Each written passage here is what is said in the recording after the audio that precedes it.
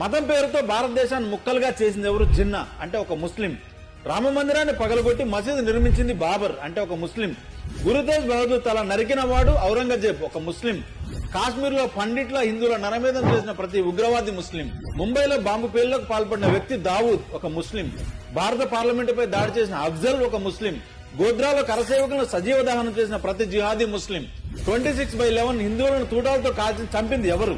కసబ్ ఒక ముస్లిం. అమర్నాథ్ యాత్రను నిషేధించాలని డిమాండ్ చేసిన గిలానీ ఒక ముస్లిం.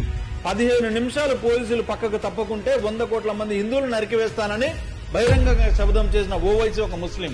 ఈ సందర్భంగా నేను చెప్పేది ఏంటంటే, గోమాతను కోసుకు తినేవాడిని, వందే మాత్రం పాడని వాడిని, మన త్రివర్ణ పతాకాన్ని తగలబెట్టిన వాడిని, లవ్ జిహాద్ పేరుతో మన ఆడపిల్లలను చంపేవాడిని, ఈ దేశాన్ని నాశనం చేయాలని ఆలోచించే ప్రతి దొంగనా కొడుకును తగిన సమాధానం చెప్పే విధంగా ప్రతి హిందూ యునైట్ అవ్వాలి, చైతన్యం అవ్వాలి. ఎందుకంటే అఖండ భారత్ నుండి విడిపోయిన ప్రతి ముక్క ముస్లిం దేశంగా మారిందన్న విషయం ప్రతి హిందూ గమనించాలి.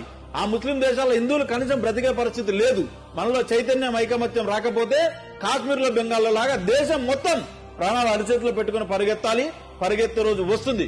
కాబట్టి మన భవిష్యత్ తరాలు హిందువులుగా ఉండాలంటే, మనం హిందువులుగా మనగడ సాగించాలంటే మేలుకో హిందువు మేలుకో.